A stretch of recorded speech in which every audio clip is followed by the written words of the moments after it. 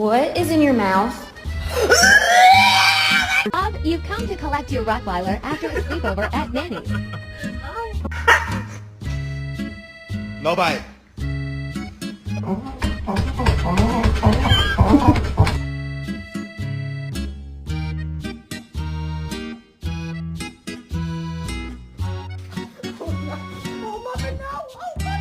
You just ate an entire chicken parm. The whole chicken. Do you have any idea what you've done? It was $20.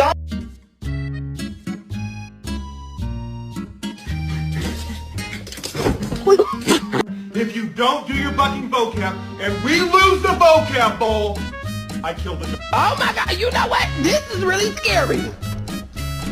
Oogly boogly